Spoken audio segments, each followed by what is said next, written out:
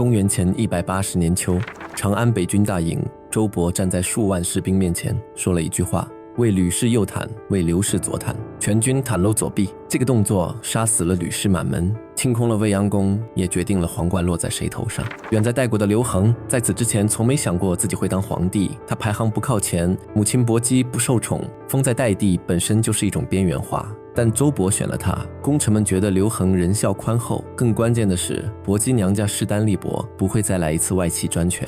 刘恒进了长安，接过玉玺，成为天子，然后他面对一个所有新皇帝都会面对，但他比所有人都更棘手的问题：怎么跟那个把皇位给你的人相处。刘恒即位后的第一道人事安排，周勃拜右丞相，陈平拜左丞相，汉制以右为尊，周勃居首。表面是论功行赏，但周勃此前的职位是太尉，掌全国兵权，诛灭诸吕氏。他正是凭太尉之权调动北军，北军屯驻长安城北，拱卫京畿，谁控制北军，谁就捏着这座城的咽喉。现在他被挪到了丞相，丞相总领百官，位列三公之首，名义上比太尉更尊，但丞相管的是暗度政务，不是军队。一个武将被推到文官之首的位子上，手里的兵符换成了奏章，升了也空了，但这未必是刘恒坐下来冷静谋划的结果。他刚入长安，根基未稳，朝中全是功臣元老，把周勃从太尉挪到丞相，可能是深思熟虑的一步，也可能只是新皇帝的本能反应。这个人掌兵权让我不安，给他一个更高的名分，把兵权收回来。不管动机是什么，结构变了，周勃手里从此没有兵。然后是第二个问题，为什么设两个丞相？诸吕之变中，陈平的确出力，但他始终以周勃为主导，方案是两人合谋的，执行靠周勃，论功排座，一把椅子足够。第二把椅子的意义不在于奖赏陈平，在于周勃不能一个人坐。一个独占相权的周勃，意味着皇帝面对的是一整块铁板，两个丞相并列，铁板就有了缝隙，将来要动其中一个，另一个可以顶上，朝堂不至于塌方。这是不是刘恒的精密设计？不一定，但权力结构自己会说话。一个刚坐上龙椅的年轻天子和一个刚送出皇位的老功臣，中间必须有缓冲带，两把椅子就是那个缓冲带，不管是谁想出来的，它一定会出现。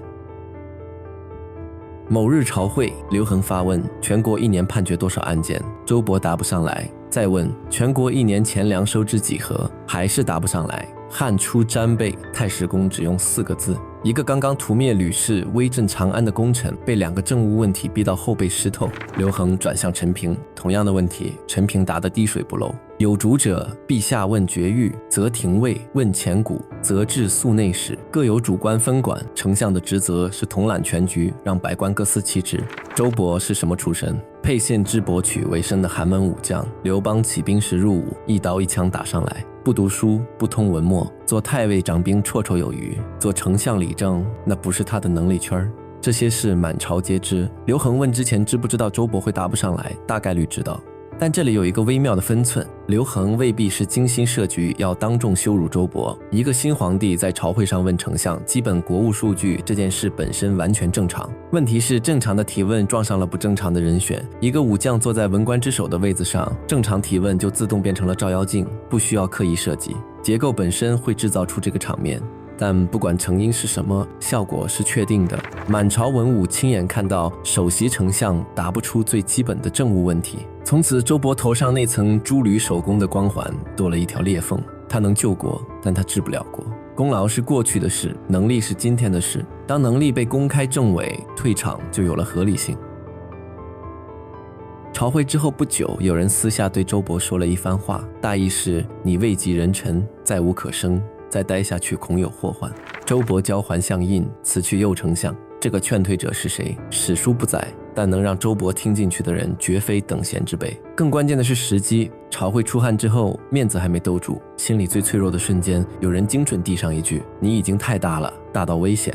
周勃辞相，陈平独揽相权，缓冲带的第一层用途完成了。但不到2年，陈平病故，朝堂缺相，刘恒再次启用周勃。如果说第一次辞相还算体面退场，那么第二次启用的意义就值得琢磨了。周勃的能力缺陷已经被朝堂公开验证过，为什么还要用他？现实的原因可能很简单，可选的人不够。刘恒入主长安不过2-3年，自己的班底还没培养起来。功臣集团中资历够格的人去掉一个陈平，能坐这个位子的确实不多。但不管出于什么原因，再用一次的结果是，第二次拿掉他的时候性质不一样了。周勃第二次拜相，大约10个月后，一道诏令，免相救国，回你的封地去。绛县，河东郡下辖的一个小县。2任丞相诸吕守公被送回一个偏僻小城。第一次是他自己辞的，叫激流勇退；第二次是天子免的，叫奉旨回家。性质从我主动让贤变成了你被正式解职。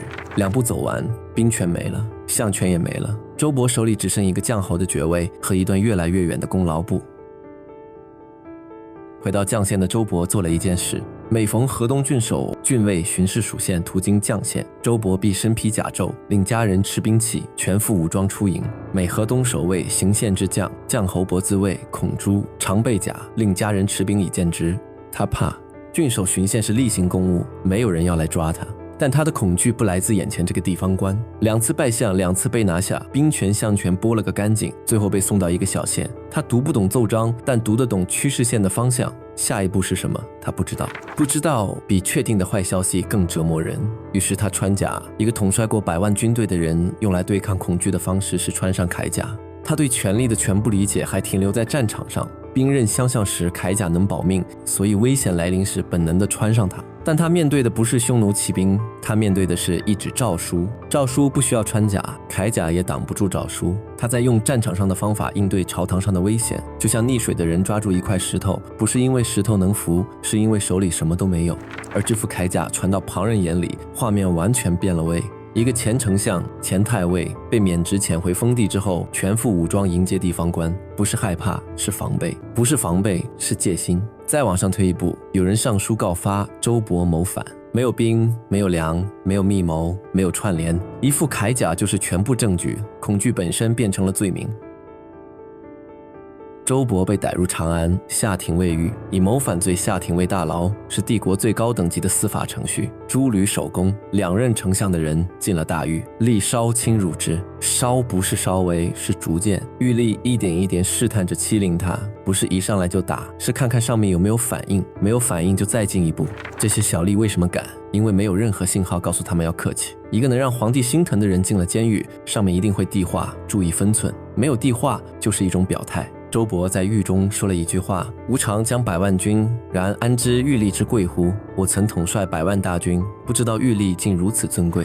在绛县他穿铠甲，以为甲胄能保护自己。到了廷尉狱，他发现一个看门的小吏就能决定他今天挨不挨打。铠甲挡不住诏书，诏书之后还有狱吏，权力从不认人，只认位置。你站在北军统帅的位置上，100万人听你号令；你蹲在廷尉狱的地上，一个小吏就是你的天。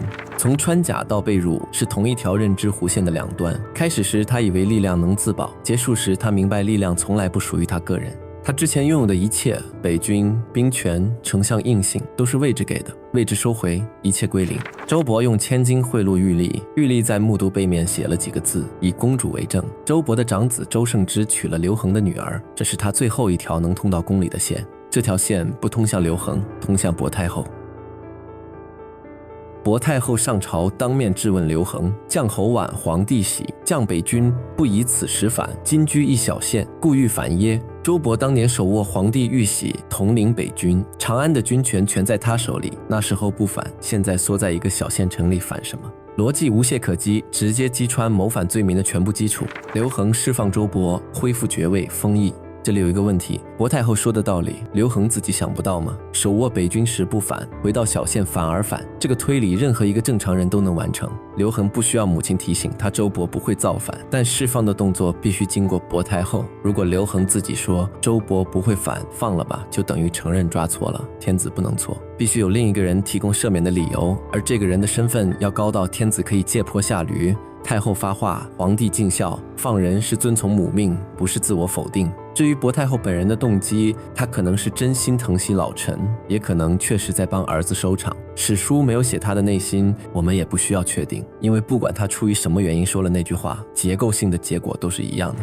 周勃的命从自己挣的变成了天子给的。1年前他是那个给了刘恒皇位的人，现在他是那个被刘恒从死牢里捞出来的人，恩情的方向掉了个头。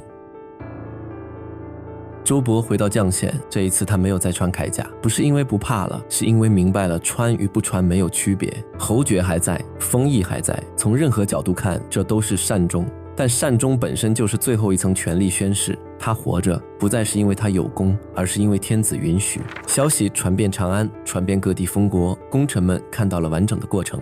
太尉、丞相、免相、救国、下狱、释放，没有杀人，没有流血，没有一句恶言，最后还给了恩典。但每一个环节，该恐惧的地方他们都看到了，尤其是那句力稍轻辱之，连周勃都可以被狱吏欺负，何况自己。